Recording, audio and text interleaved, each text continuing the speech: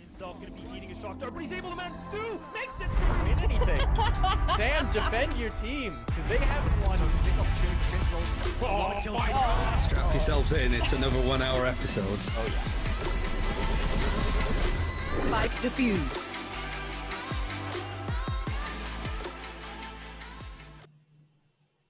Hello, everybody. Welcome to another episode of Press 4 to Defuse, your weekly spot for Valorant esports news and discussion. We got a very special guest on this week. It's coach of the Challengers winning roster, the guard himself, Mr. Matthew C. Elmore, mCe.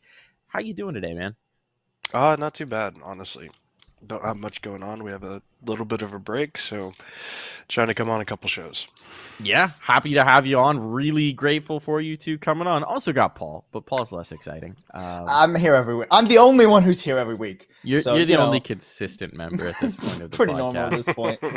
But happy to have you on, a returning guest. This is your second appearance on Press 4, right? Right? Yep, the other one was the Cloud9 jersey. Yes. T-shirt. I saw you getting asked about that on the other podcast yesterday. Yeah. I enjoyed that. Yeah. I enjoyed that Vansili thought that was legit. I love the way that he phrased it, where he was like, yeah, did that fall through? It's like, no. Yeah, it's like, I love that, like, people never realized it at a certain point. Apparently, some people didn't know that it was, like, just a joke. Yeah. They're like, wait, like, it fell through? It's like, what are you talking about? Like, come on, man. For anyone who's not familiar with mCe, I mean, I introduced him as the coach of the guard. The guard, the most exciting thing in North American Valorant right now. Top seed, going to the international competition. Their first LAN as a team, their first international trip as a team as well. It's pretty dang spicy, but we'll get into all of that later. If you're not familiar with the guy, follow him. He's like, I'm pretty sure most of Valorant NA at this point is like anointing you as the savior, and I'm just saying, I think I was the first apostle. Honestly, that might be true. I mean, you got to be second though. Like, my father is definitely. Yes. Okay. Yeah. Yeah. That's Steve fair. Elmore. That's fair. Steve Elmore is the champ. I was Also, it is Steve's birthday today. It's Steve's birthday. It is Steve's birthday today. So Shout outs, if Papa you guys mCe. can go tell Mr. Elmore happy birthday today, that would make his day. Yeah, I'm gonna tweet amazing. at Steve right now. Sorry to hijack the show, but No. you Please, absolutely for should. Papa MCE, I can't think of a better thing always. to hijack it for. we'll just start singing happy birthday right now. I'm sure if he's not watching yet, he will be here pretty quickly. I would He imagine. is like the OG supportive esports parent. He's always Love there it. to watch your games for all of your various teams. Like he came He out even to follows events. he Like follows my old teammates and stuff too. That's the thing that makes me laugh. yes, Is like he was telling me like he'll update me on other people that I'm like, oh wow, I didn't see that. And he's more in touch with the scene at times I think than I am. Because it's like he literally told me one time in CS that we had a match that somehow we didn't know about, but he did. He's like, "Oh yeah, you ready for your match tonight?" I'm like, "What are you talking about?" that's so quintessential Papa MCE. He would, I mean, every time I was casting one of your games, he would be in chat. Anytime that we like had Always you on a says show, he hi, shows yeah. up. He always comes through, and he's got the best Sam Elliott mustache in the game. I mean, really. Yeah, he has incredible facial hair, and somehow that didn't get passed down, so I'm kind of upset about it. But Dude, I feel that. My dad has a full beard. I can barely grow a wisp. It's just not happening for me. All right, let's get into actual stuff here. We've got a little bit of a warm-up segment here. This is our segment, Run It Back, presented by Temple University, where we talk about the news of the last week. And there's a fair few things. Some of these we could just fly through, but there's some decent stuff to talk about. First off, a crew have found their new fifth. Zachary coming on in. This was rumored. He'd been playing with them. It was fairly well known, and it's in fact happening. Any hot takes from either of you about what this means for a crew? I don't think they're going to be as good, and I don't think it's Zach's fault necessarily. I just think losing Juvenile and Calm, like they're going to have to redo so many things, and I wonder how good they're going to be. I have a lot of faith in all the guys on that roster, but playing them before and after, and they probably just need time, is we've always done well against them in practice. I think, we're one of the better teams in practice in the region. But like they don't feel the same. Some of their trap plays and things like weren't there anymore, and it could just be because we were playing really well, honestly, and they probably just need time. But they've got an uphill battle, I think, at this point. And I mean, I think Zachary's really good, but I think it's like, can he fill the shoes left by Juvenile and Calm? That's going to be the question. Yeah. I mean, luckily, a crew does have some time before next Yes, VCT they have a lot of starts, time. so they can get that practice in. They can try and get that restructured format of their actual team going and develop a few more plays. But it is hard to step into Calm's shoes just because of how good the guy is. It also felt like that team was lightning in a bottle in a certain way, where there was this distinct moment and energy to them, and obviously once you start to lose pieces, that's tough to maintain momentum on. But we'll move on to the next one. This next one I'm really curious to get your opinion on. Oh boy, mCe, because it's 100 Thieves news, and there's a certain tweet of yours that made the rounds where after you guys 13-0'd 100 Thieves, you tweeted at Nadeshot offering to sit down with him and explain what was wrong with his team. I'm guessing he never took you up on that, did he? No, I did not get a response at all. You mean But you're I not think- personally I think- responsible for the I two players that think were cut the they're- next day? No, I was not. I think they're on the right track now, though. I've heard a couple different rumors about stuff that I really think they're moving forward in the right direction. I think picking up Derek is a no-brainer. I think he's one of the better Sovas in the region, and he's by far proved his worth at this point. I think he's incredible. Wardell is what is he going to be playing on this team is the question. I still think Wardell is super good in a niche area, but he has to buy into a team system and be a part of that and be selfless enough to be okay, I'm going to play this way because the team wants me to. I'm not going to make the team play around me, and I want to slow op everywhere. I think him being on Chamber on every map might actually work for this team. It's especially with Breach coming in and other agents falling out of the meta, Sentinel wise, because the Killjoy pairing isn't near as good without Astra. So people are playing Killjoy still, and there's some value on some maps, but it's very, very difficult. But I think you can play Chamber on every map right now. I don't think it's ideal, but you definitely can play it every map. And if he can do that and just passive op and stuff, I think he can fit into that team really well. It's just, are they gonna at that point they should let Asuna just main duelist or whatever, or they pick up a main duelist. and I think their roles fit a lot better after that point. So both those roster moves I think can work. I'm just worried like about Wardell. Is he going to buy into the system? That's the question. If he does, I think that team can be lights out good, and you're going to have another contender like come May. Now, do you? For sure. It sounded like you might have heard some of the stuff going on. Do you think there's additional moves going on, or do you think it's these two plus, and then you've got the I core three think going on? The roster is the same, and you will find out through news announcements if it is different. Okay, fair enough. All right, I see a little smile there, but I won't try and tease more of that out of you. We'll move on to the next one. Phased, they've got Superman and Poised coming in for trial, apparently, over from Ryze. So, I don't know. Shot up and fly out off of this one. Do we have strong feelings about this? Anyone? I think it's potentially huge upgrades for role-wise. Like, if Superman even remotely finds form again, he was one of the better controllers around LCQ. But, like, it was on Astra, he was playing very well, but beforehand, he used to play Brim and Omen and stuff, like, way long ago, I'm pretty sure, and he's comfortable on those champions. And that's when, like, he was originally talked about as one of the better controllers. So I think it fits.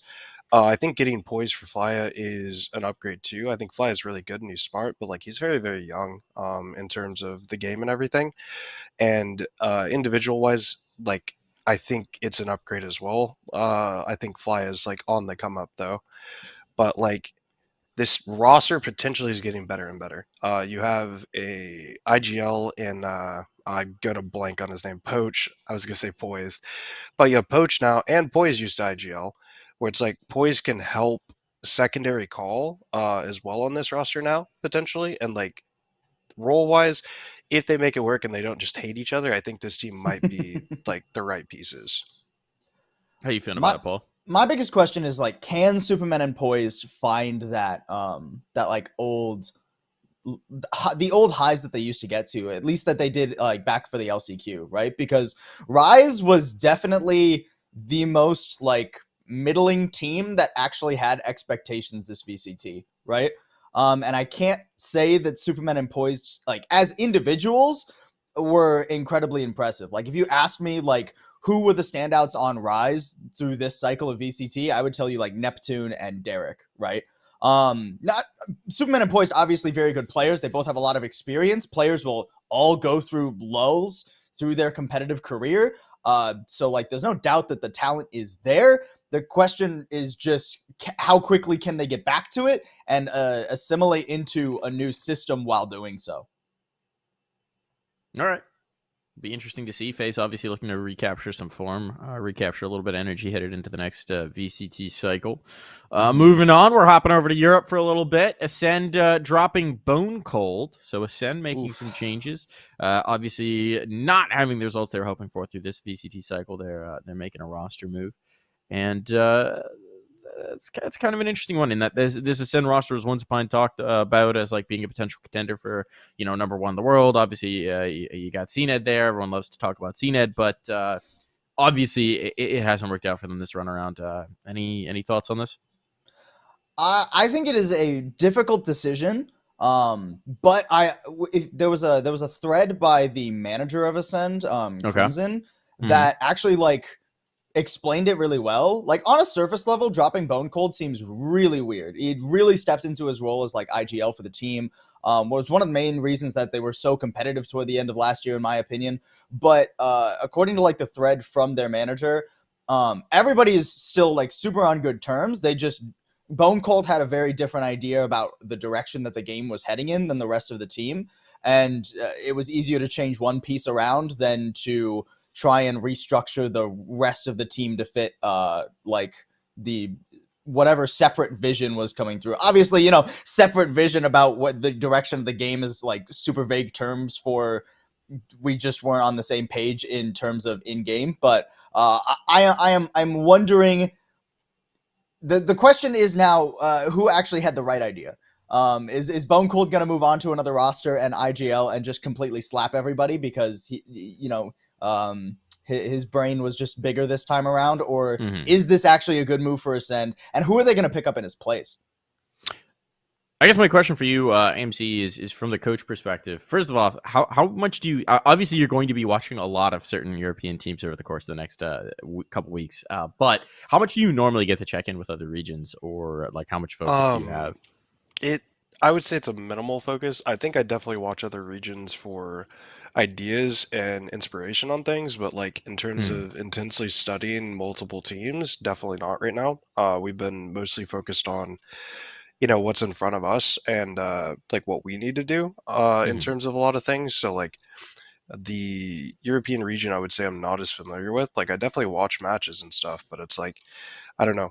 This move to me feels like they have to be confident in it. I think anytime a team is winning or doing like decently well and they're willing to make a roster move, that I think it's like a necessary part of a healthy team.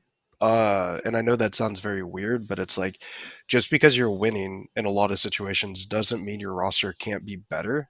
So it's like the ability to go out and make a move like that, I think potentially could be good for them. They could also just like this could ruin them. And that's like the gamble you're taking. In terms of an IGL, like you have to find somebody that's going to fit now and everything like that. So like that's questionable, but I think it was a rumor that these guys had issues before they won champions, that it's like, this could be a long time coming and they finally just started losing again. They didn't have like the good week or month like they had in champions. And they're like, oh, now, we need to make this move. So I can see it being like either way, they could potentially fall apart. I doubt it because they have super talented players, but like where does Bone Cold go? He's a great IGL, but fragging department, things like that, he's struggled at times. So it's like our team's going to take a chance on him. Is he going to get Eccles and come here for a week and go back? Like, oh no, we don't know what's going on. Please no. I also do have a question from the coaching perspective about like when you have those differing ideas between whether it's two players or a player and you or that kind of thing of how to approach a certain problem or how to approach like philosophies of the game kind of thing, especially in a game like Valorant where, the meta's shifting constantly and like each patch note could theoretically lead to different ideas of how to play the game. How do you resolve that? How do you marry those ideas or confront those issues or deal with it? I think you have to have a very open dialogue. Like it's, just talk to the team where it's like, if you think you need to switch roles or switch things around, like I think it's important to have that conversation where it's like, do we think this is going to be better? Do we think, Omen's going to be better? Do we think Brim is going to be better? Do we want to keep playing Astra? Was like the conversations that we had. So it's like, we look at these things, we talked about Neon, like explaining different good things. And bad things about it where it's like, do we want to try to run this? Do we want to play it? And a lot of the time you'll play it for like a day or two. And then you're like, does this have any legs? Does this not? Do we think we want to go this way? Do we not? And like everybody just has to be very like liquid in that moment where it's like, we have to be able to mold to like whatever we think is going to be best, and then we have to commit to it. So in terms of like your styles or whatever in IGL, like it's very difficult because if you have players that want to play one way and your IGL wants to play another way and your coach wants to do something another way, like there's so many issues that can happen. And if people aren't like open-minded about those things, it's very, very difficult, in my opinion, to overcome some of those things. Yeah, players can sort of get stuck in. Moving on, we got a couple more news points to cover here. Now we're into the news where I really do wish that Sam was actually on this episode. Right? We got new Game Changers rosters. Immortals announced they're picking up a female team. I genuinely don't know too much about these players coming on in. I don't know, Paul, do you have any insight on these? Sure, tiny bit. Obviously I'm no Sam. The 1 week that like Sam isn't here is when like EMEA Game had Changers a bunch of is news. starting. EMEA had a bunch of news and Game Changers is starting, right? Go figure. But I will do my best in Sam's stead. This is basically the old, I think it was Light Up Sketchers roster was the name of the team, which was a great name. I wish they had actually kept it somehow. But I think the most interesting thing about this roster is that Immortals is getting back into Valorant, right? 2 months ago, they, when they released basically everybody on their primary roster, it seemed like they were like, all right, this didn't work. We're gonna just head out. You guys have fun. We're gonna do anything other than Valorant now. And for them to just come back so suddenly into Valorant now in the female scene is weird, but not unwelcome. I have a question, Matt. Yesterday, boy. I listened to your Valoranting appearance, and you mentioned that one of the teams that you were looking at when you were getting back into coaching. It was not Immortals. Okay, all right. That, just for context for stream, he said that there was one team that was looking to build a project, but then ultimately decided to go with a women's roster, and you thought that that was a better idea. Ultimately, Yes. probably, but wasn't Immortals. Good to know. These beanies are sick though. I'm enjoying Yeah, this pretty video, sick. honestly. Right? Also, Tupperware, like Tupperware Plays, this is the best name I've ever seen in Valorant. Like, I am a fan. Tupperware's a pretty good name. I won't That lie. is I a kinda great agree name. with that. Like, that is yeah. a very unique, like dumb, unique name, but I like it. I don't know. They The did caster's gonna definitely have a miss. field day with that. I love it. They missed an opportunity to put them all in light up sketchers for this video, though. I will say that. That's a good point. I was will pretty good. make sure during our merch release that we might have light up sketchers or just like people are healing in the room, Dude, like from please. off camera. Yes. That'd Like our amazing. whole merch videos are our team like healing past the camera. This is gonna be great. Please. Do Bro, you know if when you that came merch out with drop is Heelys, coming? though, everyone would buy them. The guard Heelys, everyone would think buy them. Important I D, yeah, think guard merch drop. there's some stuff that is done. Okay. They're working on it, but I'm not sure. I think the goal is for Iceland, but I'm not really sure on that. They're having some logistics issues with things, but they are working on it. So Keep an eye out, folks. Guard merch coming soon. Is there just tell me there's just gonna be like an action figure of the guard from the guard? that would be funny. No, That'd be That'd be great. great. Just I as, want like, to. a I'll little- tell little you desk something stand. afterwards about the shirt that I recommended. Yeah. That they immediately changed because they're like, I don't think we can do this. But I think it would have sold instantly. It's such a fantastic idea. Knowing you, but- I'm guessing a cat was Oh, involved. dude. Kind of. The original inspiration kind of comes from a cat, in like a T-shirt. I'll explain it afterwards.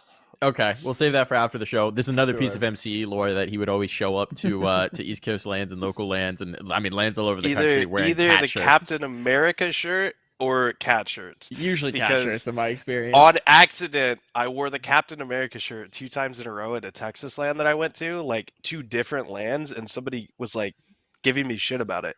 And so I was like, that's funny. And so I made it a point every single land from that point forward that I would wear the Captain America shirt. It's like Temperature used to wear a Dr. Pepper shirt because his name's Nolan Pepper. It was always a classic one. I like the cats. There was the 3 cats howling at the moon, like the 3 wolves howling. I was a big fan of that one. All right, more news. XSET have also announced additions, including importing a European player for their women's roster. Seal coming over from EU. That's pretty spicy. The arms race of Game Changers here is seriously on. Everyone is trying to unseat Cloud9 White. And this is getting pretty spicy. I like a Game Changers arms race here. I'm into it. Sure, it's definitely interesting to see like imports coming in for the women's scene, right? Like that's super dope. Yep. And it's 2 players who, as far as I'm aware, are pretty good. Seal was on G2 Gozen back in like fall, and then Noya, I think, is the other like import that they've got going on. And she was on like Rick's GG, which I think did pretty well in like the February cycle of Game Changers over there. So like cool to see like tons of effort being put into a women's team. That's what the scene needs. I love it. Yeah, certainly. I don't know if do you have any big thoughts on this one, MC, or should we move on? Not really. I follow some of the Game Changer scene, but I'm not super familiar with a lot of the different teams. I'm a big Misfits fan of Chloe Gaming. Fair, but fair. I think Ari was on this team, and they removed Ari, and so these are the pickups to replace her. So I always thought Ari was pretty good, but obviously I don't know her like at all. So I don't know what happened, but hopefully like they're successful. I always question when people just import EU talent, though. I think it's like lazy Band-Aid at times, but you know, I wish them the best. Ooh, well, we'll see how it goes. I do like that. It is always interesting, especially in such a nascent scene, right? Where your team hasn't existed for very long. So it's not like I don't know what your scouting is like within the domestic scene, but it may be a little bit lacking in that department if you're going looking abroad so soon. But moving on, another new additions. This one's coming from Version X, where Anders, friend of the show, is running the coaching duties now. And we got Triggered and This Starlight is a good coming on pickup. in. This Doing is a good good. here. All right. This is one of the few people that I've been aware of in the like Game Changer scene and Triggered that I think she is Yeah. lights out good. She's So I think this crazy. is a very, very good move. I think. I feel bad because I love Natty, but like I think Triggered is absolutely disgusting. So Leave it to Anders, dude. Leave it to Anders to put together an absolutely sick team and then announce it like 2 days before Game Changers dropped. I mean, especially if you watch, like, they had like videos accompanying both these announcements too that were like individual interviews. This team just seems so well put together already, and they haven't even gotten to play yet. I mean, obviously the proof is going to be in the pudding to a degree, right? They actually need to get up and somebody needs to challenge C9 White in NA Game Changers, but at this point, if anyone can do it, I have faith in version X. I'm interested. I mean, knowing Anders, he has a room somewhere with like a Wall Street style ticker, but just with various players like Pug Game stats just ticking across, and he's just writing down models and adding in numbers. They light up like yellow if it's an anomaly. He's like, "Oh, write that one down." He starts connecting the red strings in his office. Yes, this is what I imagine Anders does when he's talent scouting. That makes sense. Now we got one more big piece of news before we move on. Actually, we got a couple more big pieces of news, but we'll try and move quickly through these because, as always, this game's just this show's just taking way too long, because that's what we do. Moving on, FPX unable to attend Masters. This is a big stinky poo poo. I think for everybody involved, it sucks, man. It really does suck. They're not able to attend, so Liquid will be replacing them in that 30 MEA slot. But that really, I mean, it just you understand that there are things that are more important than esports going on right now, obviously with the invasion of Ukraine, but it just sucks that a team that earned a spot is not going to be able to travel and compete. That really stings. I think the worst thing is they might be, potentially the best team in the world right now for them. So like the momentum finally built, and it's like they don't get to go. And for me as a person, it's like, oh, thank God we don't have to play FPX. But like as a competitor, that just like kills you, man. Like I know, like when we didn't get to go to Cologne, like because of travel issues and things like that, like it sucked. You leave, the potential ranking points, everything like that on the table, let alone the money, the experience, like everything, and that hurts, man. And I feel so bad because that those guys have basically waited so long to finally get to the point where they, were successful to get to the big stage again. And they look so damn good. I'm not a big Angel fan, but I think that team is, one of the best in the world right now. And it is really, heartbreaking for them not to, get a show up. I think it's Artis's revenge arc as well, that like he, could have just torn this tournament apart. And it just, it's brutal, man. I feel for those guys. It sucks. There's no way around it. And it was such a difficult time for them, like during the season, and they still like blew everybody away in playoffs, right? Like they didn't have Angel for a lot of the season because of the Ukraine stuff. So they have to get the sub of Bad EG. He performs out of his mind, coming from like pretty much just like tier 2 experience beforehand, as far as I'm aware. Then like during playoffs, Artis gets sick and they have to bring Angel back in, but on apparently the is a jet main, on the fragging roll, right? And they still beat everybody. And then like for just problems so far out of their control to keep them from getting to Reykjavik is heartbreaking. Yeah. And man, they're so good. Like it really sucks for them and just for Valorant competitive in general. Yeah. Like I think that's what people aren't going to talk about is like you had a team, like imagine if Sentinels didn't go to Iceland. Like imagine if Gambit never got to go to Berlin. Like Ascend doesn't, like you're potentially changing the history of Valorant because of things that are outside of their control. And that, man, it just, I feel for those guys. Well, Really and speaking of Gambit, right? I think the decision you mean to put MEC? Yeah, you know what I mean. MEC, the former Gambit M3C. roster, right? Mech, I think, is how they're abbreviating it over in EMEA. They also had like a really good playoff run, but just because of bracket, they don't get a chance to go. I thought it was weird that there wasn't like a a match Make the between last two teams them and play. TI. Yep.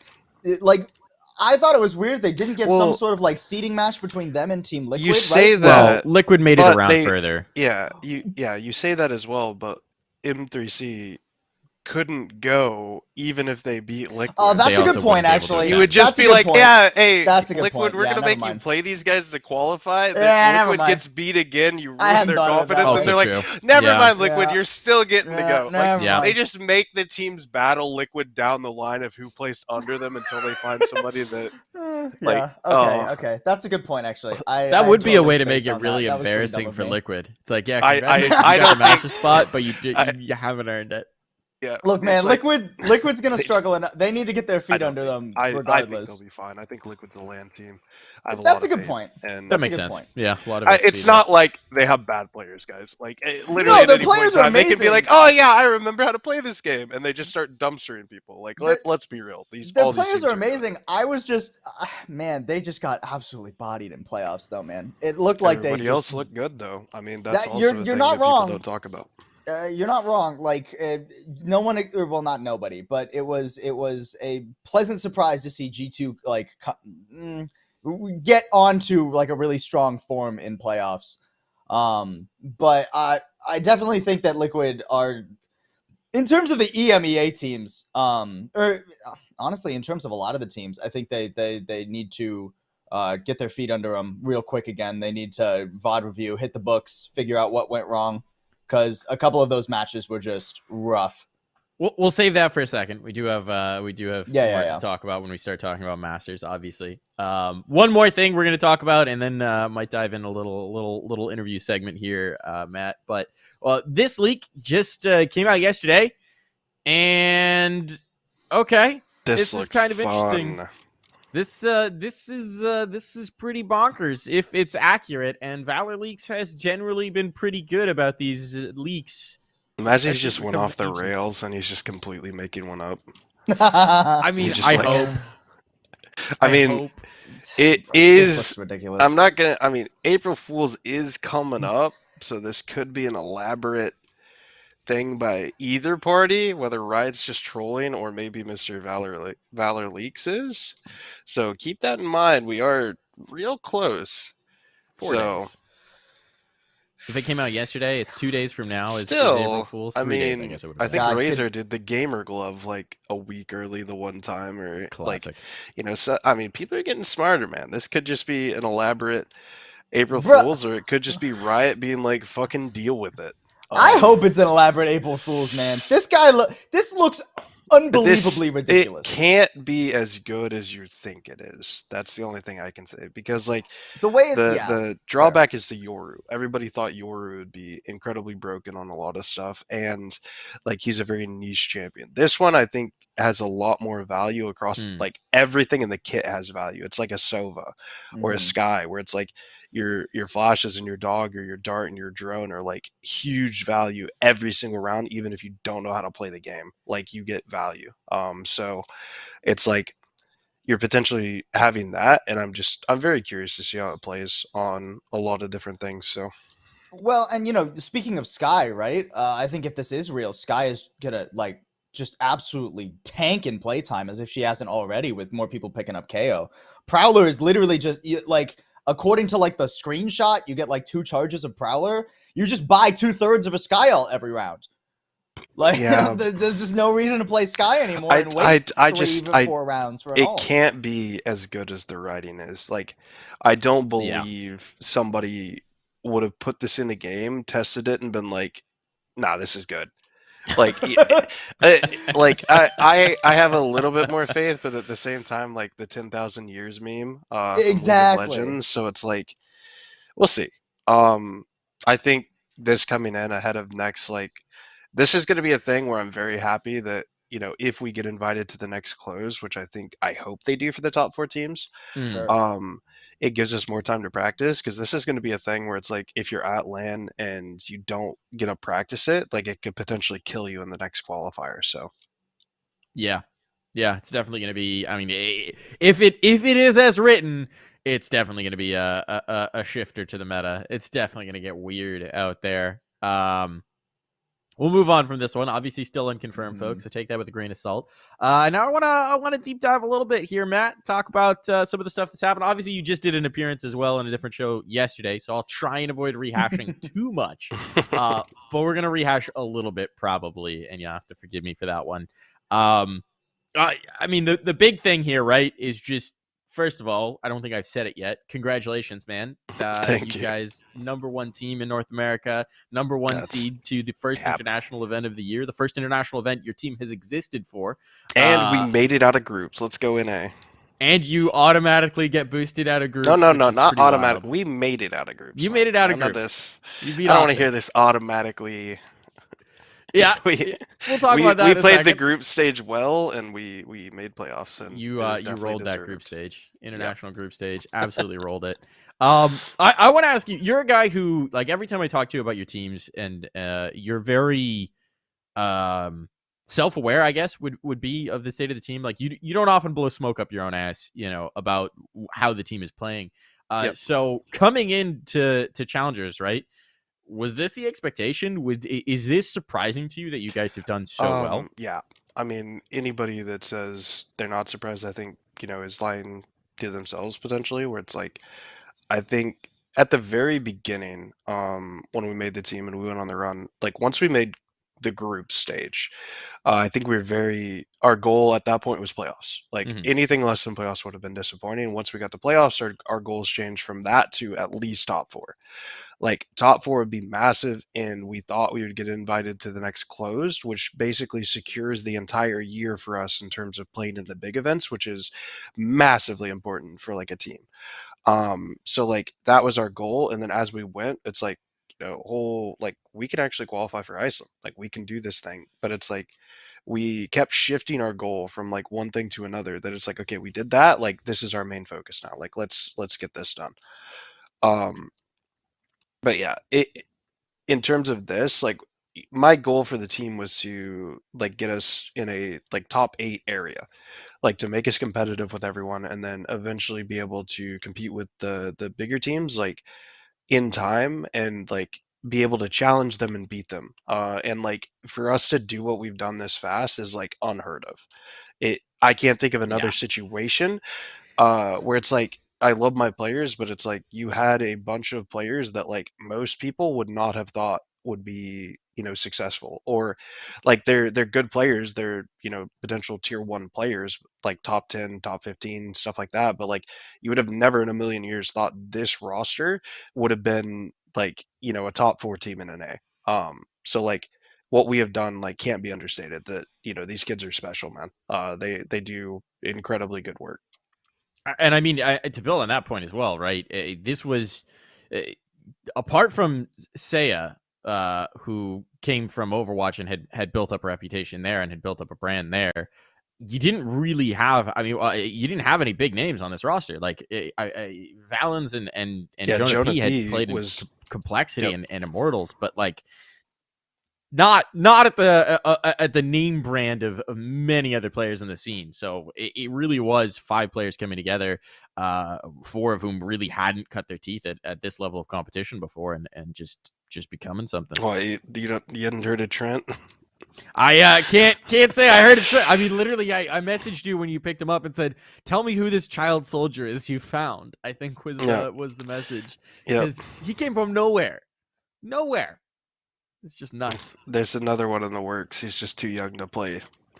Oh, so yeah? I got another Trent. I'm pretty confident in coming up. So yeah, you got a 6th man coming in. Yeah, we got another, I think, year or 2 before he can play. But like, yeah, I think I've got another one that like he's gonna be good. He's gonna be real good.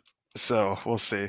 I think, scouting is super important in this game, and I'm very in touch with that. And I watch a lot of people's streams of players that like I think are promising, and then I'll go in their streams and start watching them, and they'll, rage or blame teammates or do things, and I'm just like, yeah, like I'll try to understand like why teams are doing things to you. Like I have watched an embarrassing amount of people's streams that like never knew I was in their chat and lost opportunities to potentially try out because of how they acted.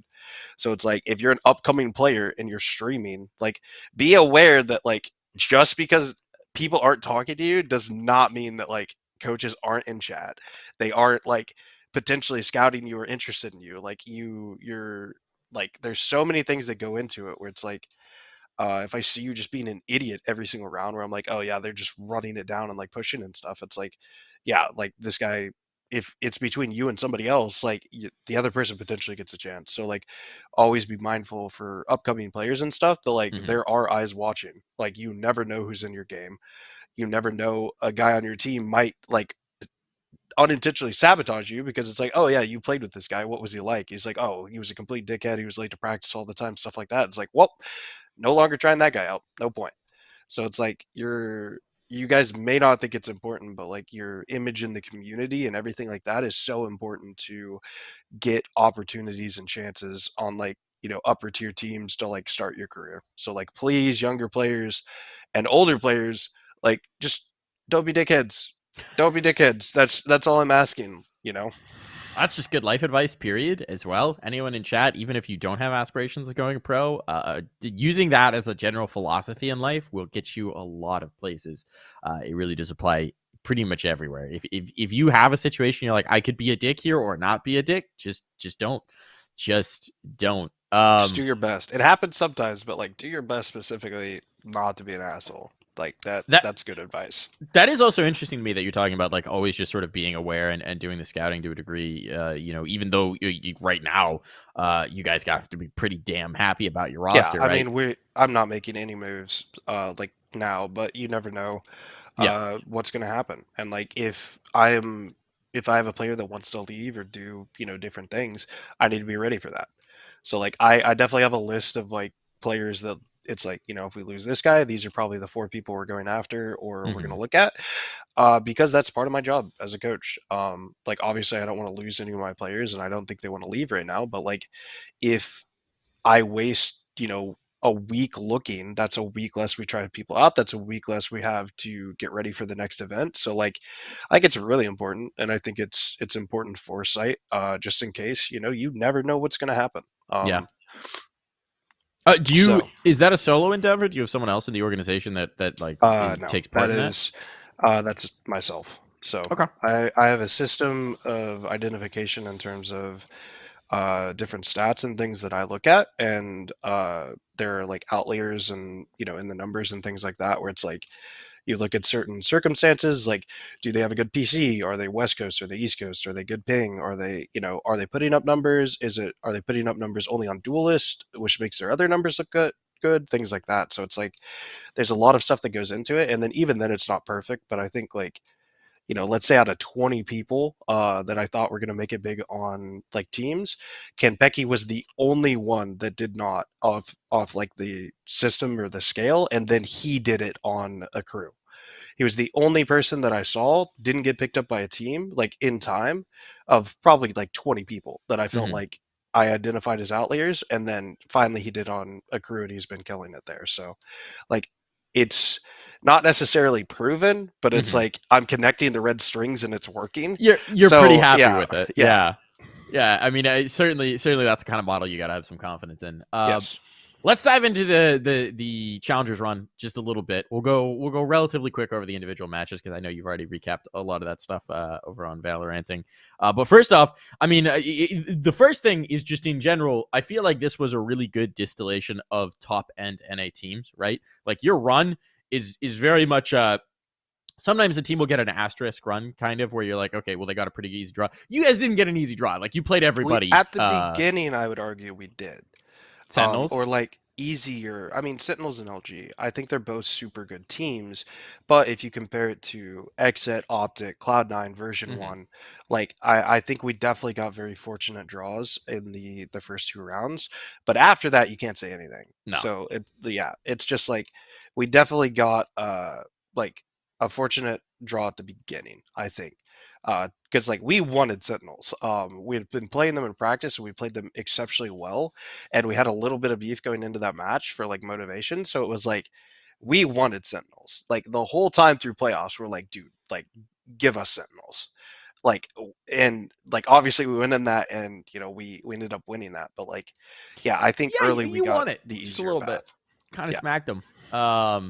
Talking about that map, in that matchup in particular, what was it? Was it just the play styles matching up really well? Can you leak the beef?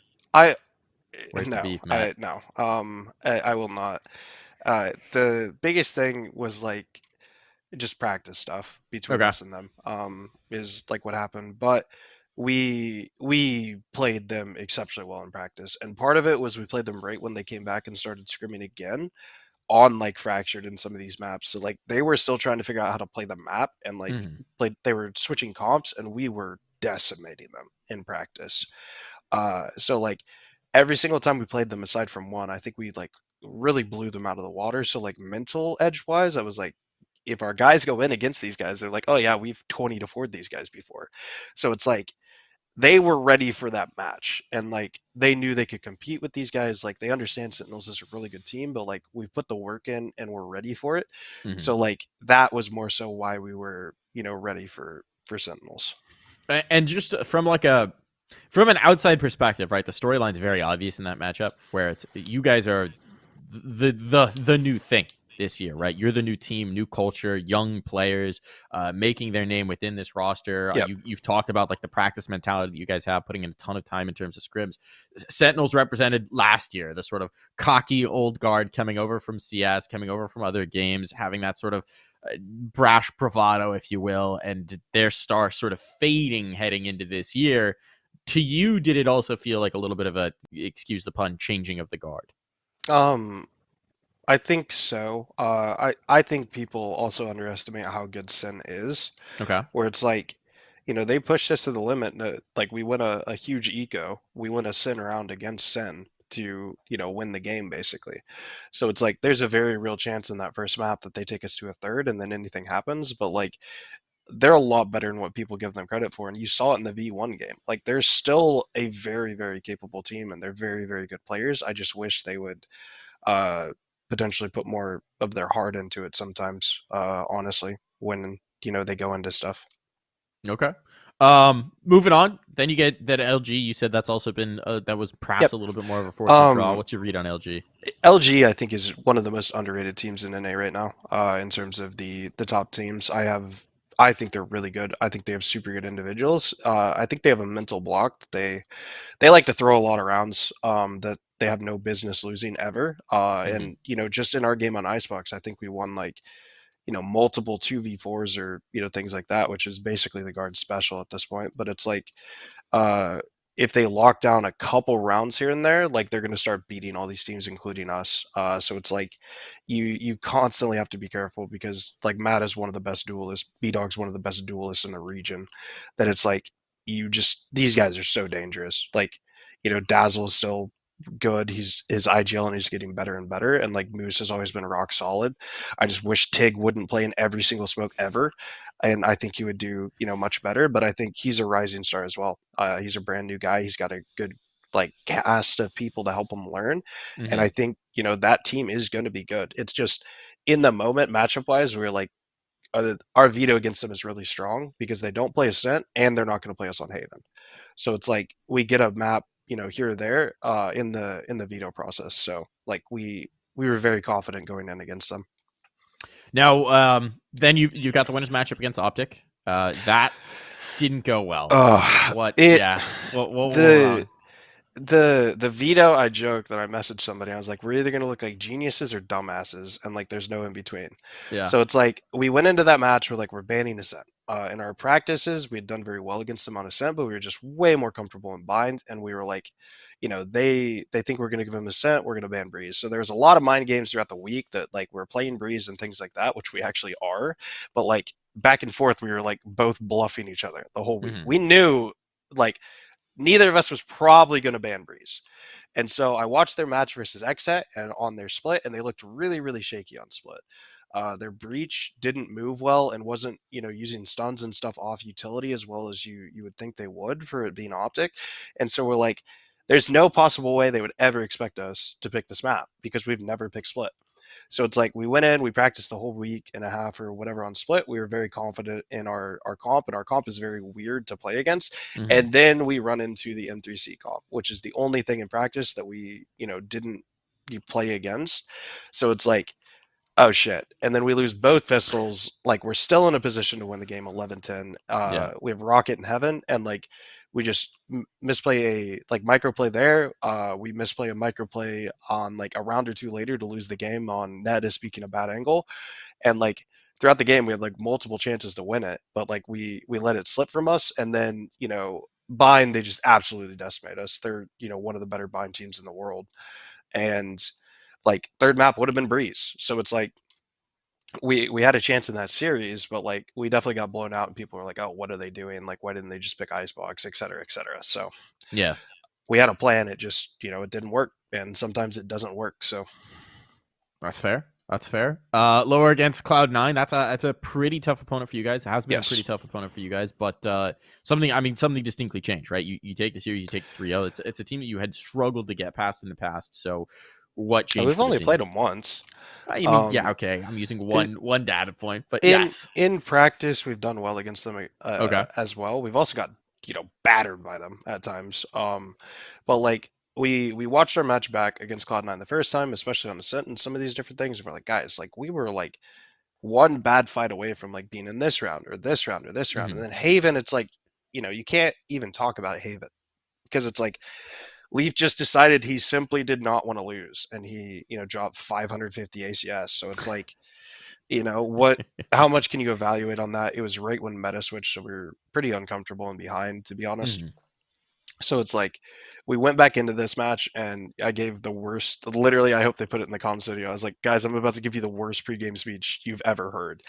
And they're like, oh, okay, what? And I was like, they are a better team. I was like, you know, there's, you know, they're better than us, but like how you beat better teams is you make them earn like everything. If they're a better team and we don't bring like our best level, like we can't hope to beat them. Like we're gonna have to do the little things right in terms of post plants, ecos, keeping guns up, and like went through everything that it's like if we want to beat this team, these are the necessary things we have to do. And I don't want to lose to this team. This team is going to earn every single round from us, like going into this, and that's how we approach that game, where it's like these guys are better, but I don't care. Like you're not going to like we're not going to beat ourselves. You're going to earn every single round from us. And like we just came out and we're like, you know, on fire and like, you know, breaking them down and working them round to round and played so well in mid rounds and stuff like that. And then, you know, we get to Haven and we see Leaf isn't on Jet and we're like, oh my god, this is, you know, a dream come true for us basically.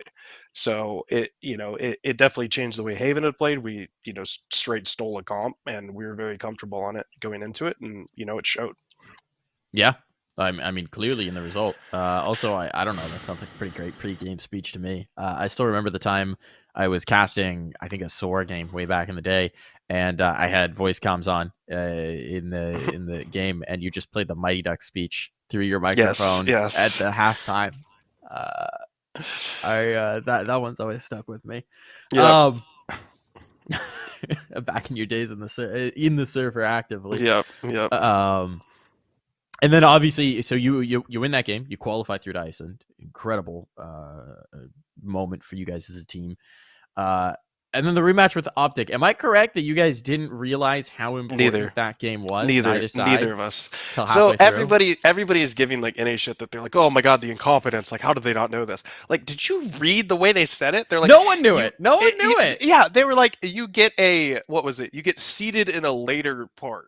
Where it's like, that is not saying you go directly to playoffs. That is like, oh, there's two groups and we play in this second group. Like we go out, like, because it's not like we're going out like 2 weeks later. We go out like less than a week later. So it's like, you know, we just thought we would be playing in the second group, and we're like, oh, that sucks. Like, you know, the second or the first place team doesn't go to Europe. Like, you miss out on practice time with these teams. You miss out on practice time with European teams. We have to stay here and play fucking a crew instead.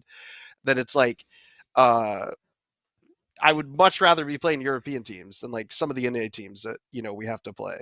So my bad at crew. I love you guys, but like, stop trolling my scrims. But it's like, yeah, you're just It was such a, and we were like joking about it in Mhm. the pregame veto lobby that we're like, and we came out, we had zero focus. We'd already qualified to Iceland, and I got pissed after like the first map. Like at halftime, everything I was like grilling them, and I'm like, if you guys don't want to be here, like I definitely don't want to fucking watch this bullshit for the next 5 maps. Like, excuse my French, but like I'm not gonna sit here and waste my time watching you guys and just Mhm. mauling 24/7 if you guys don't want to be here. So it's like I was like, I will tell Riot we will forfeit this match. Like I do not give a fuck. And then like obviously we started trying a little more, and then like we go to Breeze, and I that's not their Breeze comp. I don't believe it. Mhm. And then map 4, I think, is when people realized what was going on, and you saw just this second level come out of Optic, and like us for that matter, where it's like, oh shit, this is serious.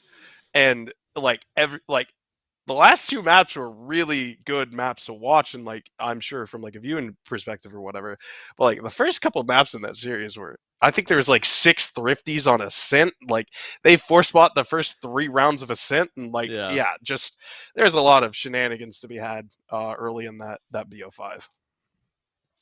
Do love some shenanigans. Maybe not when there's so much on the line, but Yeah. when you realize what's going on, pretty insane. So looking back on the event as a whole, how do you feel about the Challengers format?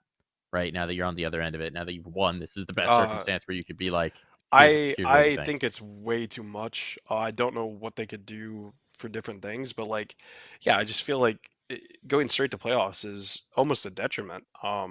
Right. Especially for a new team, that For it's like you Masters, miss yeah. out if you're confident to make it through groups. It's like you miss out on like multiple matches of like getting nerves out and things like that against like the quote unquote weaker teams. I don't think there Mhm. are weak teams in this, but like that's the theory behind it, not like this actual tournament where it's like everybody around the world I think is a lot more even in this game than like in CS before. So like in CS this format would be, great or work or whatever.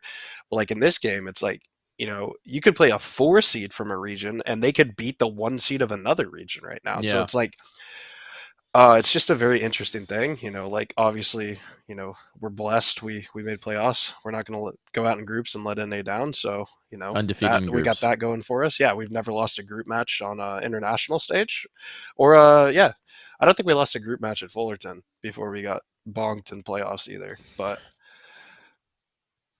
I that mean, was a moon ago. So it does feel a little bit odd, especially since there's such huge gaps between international yes, competition as well, where it's like, yeah, like this is way too long to go, and then be like, no, but the 1 seed from each region just deserves to go on to the next stage, right? Like yes. it's such a huge gap. Um, We'll see.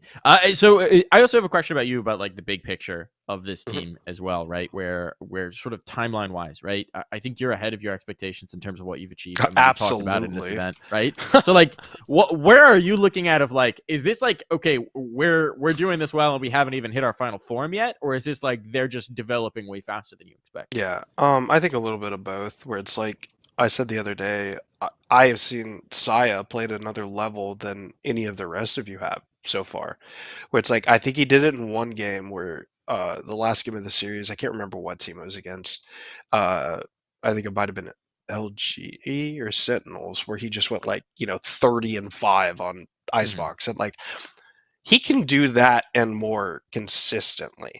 And it's like, if we can get him to that level, and you've seen Trent's level, you've seen what Valen can do. Jonah P has had matches, Ned has had matches. So it's like, if we can slowly start to raise our floor more and more and more, we can be serious international contenders, like, day in and day out. And that's the goal. Where it's like, my expectations have shifted from what I thought of this team at the beginning to now. And like, I think that's very important for me to keep pushing them, because like, you can't be satisfied where it's like, Yeah. we go from in scrims where it's like, we're doing well, that it's like now when we play some of these teams, if we give up more than like 10 rounds, that's like, we have to consider that a lost scrim technically, where it's like, playing, and that's like the goal or the mentality of like our team is like when we're playing these teams that are, tier 2 or tier 3 in NA, we have to practice those teams sometimes, and I think it's important to practice those teams. But it's like, we need to 20-4 those teams. Like that should be our expectation. Anything less than like a 16-8 against those teams, like we are not doing our job. Where it's like a 12-12, like oh no, we're gonna have words about that scrim. Like we didn't give effort, we didn't do what we were supposed to, whatever. Like that team should not be able to keep up with us. And I think that's potentially the difference in the thinking that has made our team successful and will continue to. That it's like we need to constantly improve and push. And I basically told the guys, I told Valorant he sucked right after we won the BO5.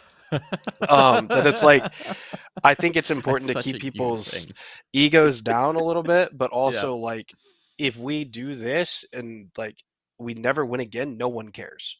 So it's like we go into a stage that I call it like the prove it stage, where it's like, yeah, we did this, that's great, but like if we bomb out the rest of the year, like no one gives, like they don't care.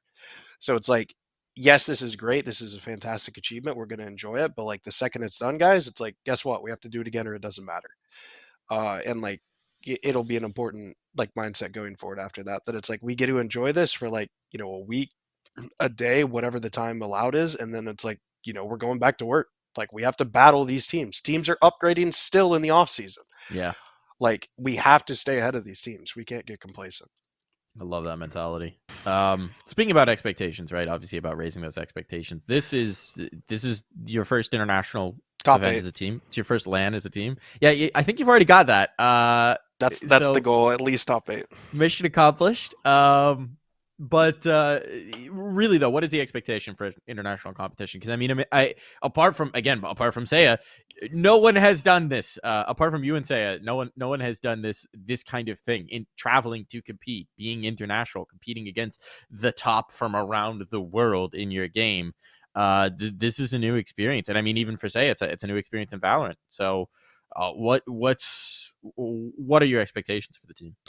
I do not care about winning or losing, and I know that's a very odd thing to say, but it's something I've, you know, instilled in the guys, that I truly believe that, you know, if we give 80% effort or more, like day in and day out, every single day, that it's like we need to play the best that we can. Okay. It is a lot easier to win or lose matches and not look back and, you know, miss out or whatever. That it's like if you did the best you possibly could and you lose, like it sucks, but that's enough. I don't want the guys to look back and be like, oh man, I really wish I wouldn't have overpeaked in that situation, because that shit haunts you for the rest of your life. So like my expectations are that we play the best of our ability, and I truly believe the results will follow if we can, you know, manage to do that consistently. And that's something, you know, I've told the guys before and I truly believe in, that it's like if it's meant to be and we're good enough, like we will do it. But like we have to show up and focus on ourselves and playing well for us to, you know, be able to do those things. I do love that mentality. I do one other thing that's obviously going to be an adjustment is I mean actual LAN servers in Valorant kind are of hard to come by. No, this is actual LAN, right? Yeah, this isn't online LAN. I thought you meant just the experience. I was like, you know, we've kind of been ready, like no crowd. Like we've basically been doing this for, you know, 3 months at this point almost. I mean the servers fundamentally, like you can't do that in Valorant except at the top end events. So like that is going to be an adjustment. Do you think it's going to be maybe a challenge or an adjustment?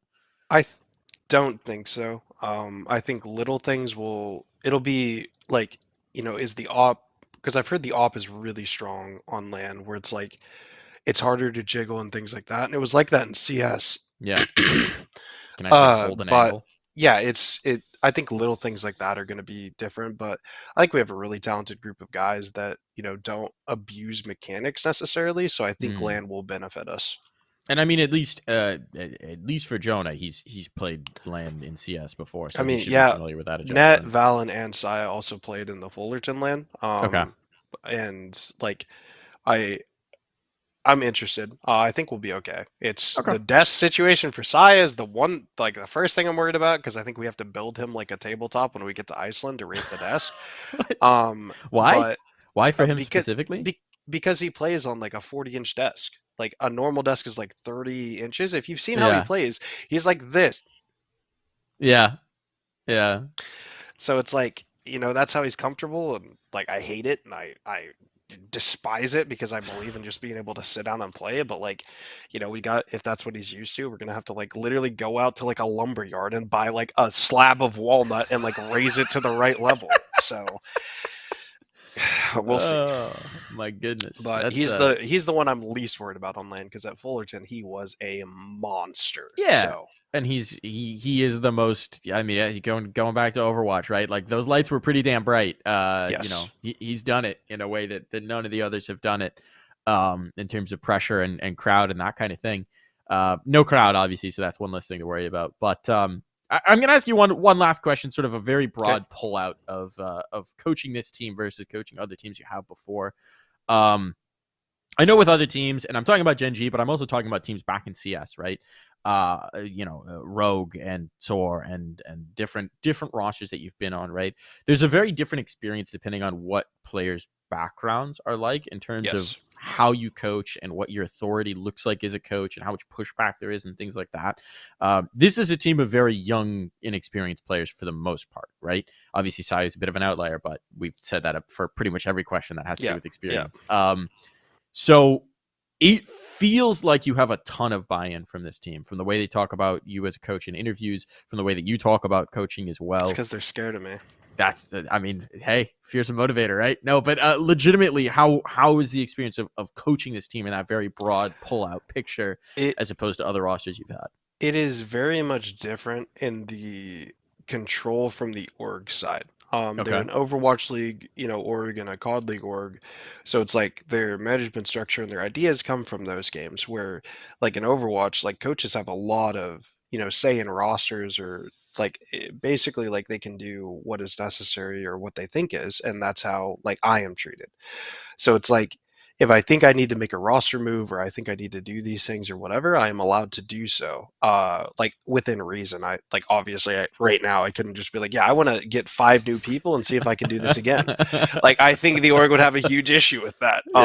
But like, obviously if I, we do weekly check-ins, we do, different things. I keep track of the players and my thoughts on them throughout weeks. So like we can see players like issues start to develop, so they know I've thought through decisions. But like at any point in time, if people stop working hard or stop putting in an effort, that like they know that like I have the ability to do that. And I don't think it's the same on other teams. And I think that's why, you see certain teams fall off and certain things happen, because like you have to have I don't think there's enough people that have the necessary skills that I'm may like have to do this efficiently.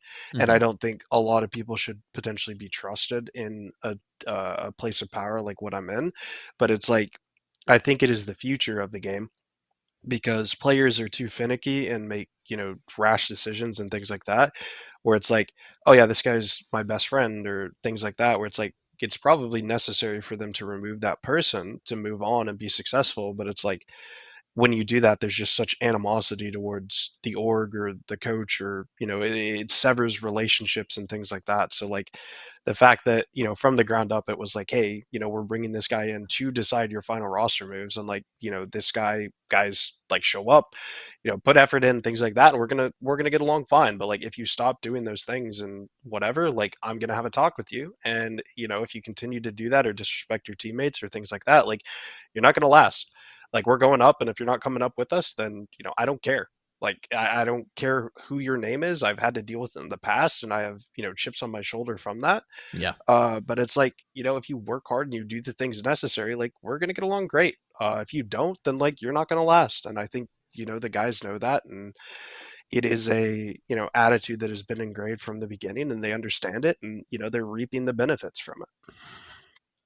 Okay, I think that's a great note to wrap up the interview portion. We do have some. I don't want to press on your time too much, because I got another 20 minutes. We're good. You got another what? I got 20 minutes, and that'll be plenty. Meeting. I won't go beyond that for sure. You're good. But let's go ahead and pull Paul back in here. Get him back in and talk a little bit about Masters, because that's coming up. That's sort of the last thing we have to talk about, and then just a couple minutes to wrap. Paul, how'd you enjoy our chat from the sidelines? Bro, that was great. I as much as I would have loved to have jumped in and talk about redefining NA's like culture behind the scenes, and also Saya on LAN, because Saya on LAN is a friggin' animal. I remember Fullerton very well, especially that one Bladestorm shot he hit. I had to let Mike get his, his fanboy time in. He's done nothing Yep. but fanboy every single week about I've mCe got my since mCe like patch. the beginning of December, since I got on the show. So I had to let him do that. But yeah, I mean, it's been longer than fantastic stuff. Really, really, really cool to see the insight, especially into like the mentality portions that have helped elevate the guard. The story between me and Matt is that I literally cast one of the first maps of anything I ever did with Matt at Fragadelphia 10 in 2017, I think. That's how we met each other. Yeah, it's been a minute. And then the next frag, you slept on the floor of our hotel room on an inflatable mattress. Nice. So there's We had the caster initiation videos from Bach, and it's still the Kazoo funniest. Yeah, we can't talk about like some of them. The BM that has been played. We'll just of keep it to things, Kazoo but Kid. It's funny. It's funny. Everyone goes through it. It's like a rite of passage for Nerd Street casters and Fragadelphia and stuff. So it was a fun time. It was a real fun time. But yeah, no, we do go way back. Let's talk about Masters, man. Let's talk about Masters. We have 11 of the 12 teams for Masters. One spot still to be determined in terms of the LATAM BR game, which is happening Friday, I think.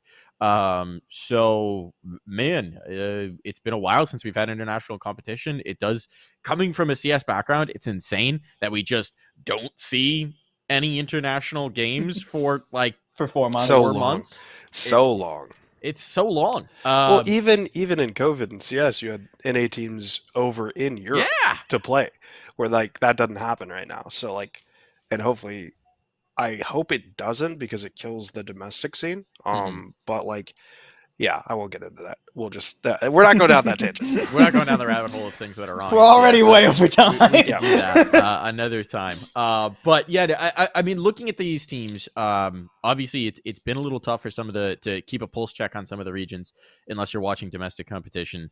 But how do we feel about this as a representation of? I think it's stacked. World Val? These It are is stacked. I think these are. You have a mix of like the established teams and regions and the upcoming like newer teams. And I think if we had FBX there, I think that's true for all regions. You have Loud, who is like, on this huge win streak with these super talented players. And it's like, is this the next Brazilian super team? Like, how are they going to fare? Like, Paper Rex comes through again, Xerxia, like Crew again shows up. Like, I think you have really good representation, and I think most regions, aside from maybe ours, are like, yeah, we sent our best teams or our best things available to play internationally. I think most regions are pretty happy with the teams they have representing them. Yeah, absolutely. I just want to say that little self-deprecation maybe aside Well, from it's Ryze. What do you mean there? I think most people would think that V1 or Cloud9 would represent us better than us potentially, but it's like I would still say we're a top 4 team, and most of those are interchangeable. Where it's like those guys have the lane experience. Where I think there's a giant question mark for us, but every single time we've had that question mark, like we've come through with flying colors so far, and we will continue to do so. But like, and I think it's like 50-50 of if they would rather have like the idea is there, where it's like are they going to do better internationally than Cloud9? I think is like the big if and the only like thing that people would say about us. Sure, I think there's maybe precedent, like just based on, you guys talked about it a ton, like the experience in international scenarios. But also, I think it's better for NA to get you guys at internationals because every time you guys play somewhere, you level up, which isn't necessarily true for every single roster. And I say that, and it's very weird for like a coach to have the ideas that I have, where it's like, I can admit that like another team potentially is better than us, but like the second in the server, you're never going to hear that from me. Like, oh, good. And it's very easy to like get ahead of yourself in terms of ego and things, but it's like, it's fine if teams are better than us. It's like, okay, this week in practice, we have to make sure we're doing this, and this better to be able to beat them. And that's, the simple form of my attitude or idea about it. It's not that I don't have faith in my team. Like, I have more faith in my team than anybody else does. Yeah. It's just, I need to keep them on a mindset of like, if we want to beat this team, we need to do like this well and this well and this well. And it's worked well for us in the past, and it'll continue to work. So then let me ask you a question. Is there anybody, when you look at this list of 10 other teams, I know. Nobody you think is better than you. All right, perfect. Oh, okay. He switched that around. That's what I was gonna ask. You come Where'd you think he was that's going? on Where'd you you. think he was going? If there was anybody we wanted to play first, or Okay. Oh, okay. things like that. No, That's I mean, a I classic think question. all of these That's teams fair. are like, all these teams are so good, man. Like, it does not matter region or anything right now. Like, we have played some of the LATAM teams that are in Mexico City right now, and some of them are, pretty talented. So it's like, if that at one point was considered the weakest region internationally, are playing that well, it bodes very well for the future of this game. Like, I think all these teams are nuts, and I'm really excited to see like how everybody stacks up, honestly. Okay. For sure.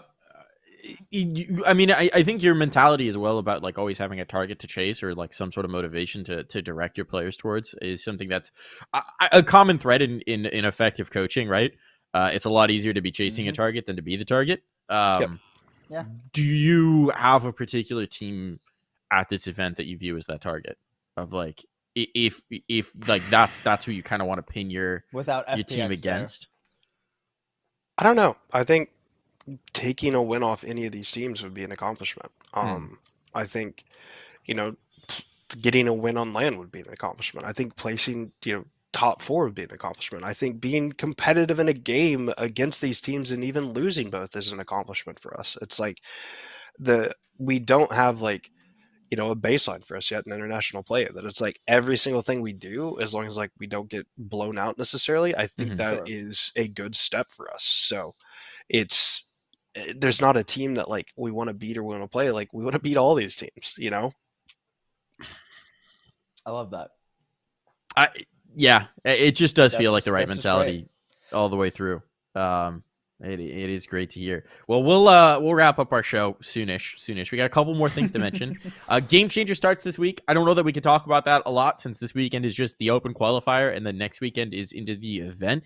It's a little weird that one of the finals day of Game Changers is going to overlap with the first day of Masters.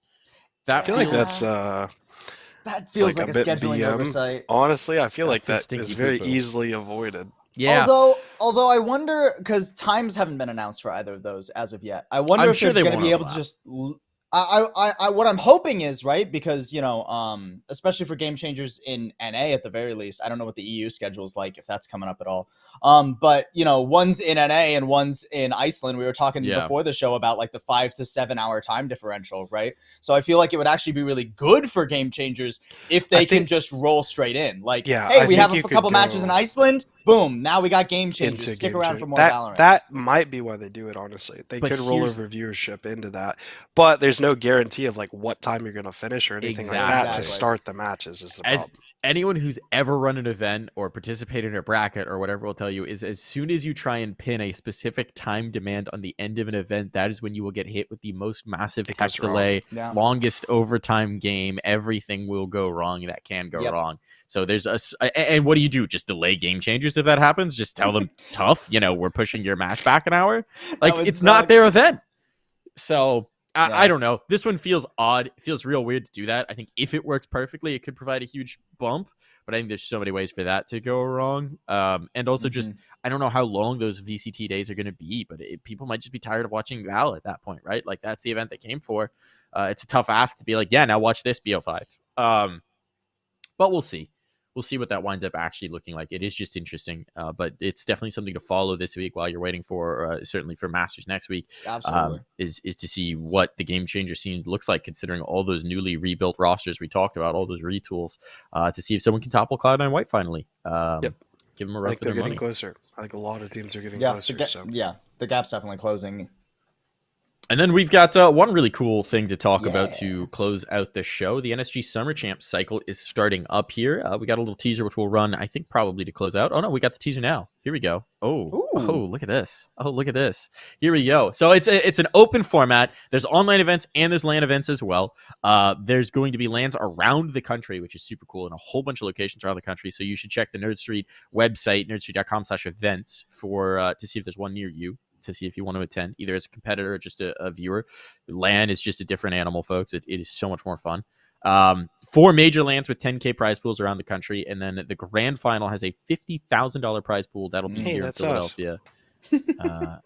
So it's pretty damn spicy. You think the guard's gonna be participating in any of this here, man? We should all be in LA come after Iceland, so there's a very high chance we'll go to like Fullerton or something because it's Nice. down the street from us. That would be that'd be awesome to see. So if you want your chance to play against the guard, get yourself to Fullerton. Make it happen. Make it happen. Get there. See if you can. If you want to get clapped by Saya on LAN. Well, I mean, look, maybe you clap them, and then suddenly you're the new hot shit. in You North start, America. yeah. I was gonna say you start your journey. Just, I mean, 3-4 months ago we were at that land, so Yeah, fair enough.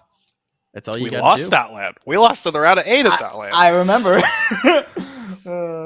Sometimes that's all you got to do is have that one big moment that suddenly puts your name in the conversation. So it's pretty bonkers. It's a huge That's true. opportunity, folks. If you want to compete, if you want to get started, go to nerdstreet.com/events and see if there's an event near you, or just play in an online one too. That's always an Yep. option. Land, even if you're not playing, guys, go to land too to hang It's out so with much fun. people. It's a Absolutely. great opportunity to network and meet people as well. And it's a good opportunity. A lot of us came up from these lands Yeah. where it's like we met the people we know and everything through Fragadelphia and grassroots Midwest and whatever, that some of my lifelong friends are through this. So like, don't be scared to go. Like, just go hang out, meet people, talk to people, make a pug, go play for fun. Like, it's a good time, guys.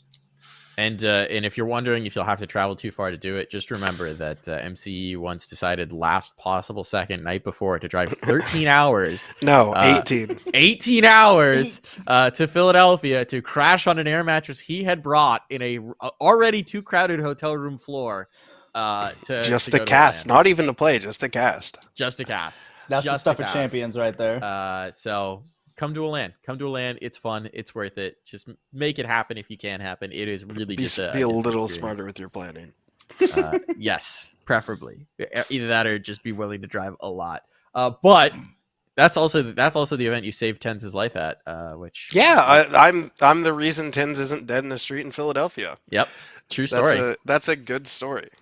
Should we end on that story? I guess we kind of have to end on this. We have to story end now. on that Yeah, story. I now. need to know now. Tell the story, Matt. Basically, okay, so Tins, this is the first land he got to go to without his mom. Keep in Yep. mind. And this was, oh my God, how long ago was this? 4 years ago? 2018, 2017, 18? Yeah, probably 5 years ago, because it was before Rogue. It was Wow. definitely longer. Yeah, it was way before the Rogue. So little It was, baby. you So- weren't on a team. Yeah. This was before SOAR too.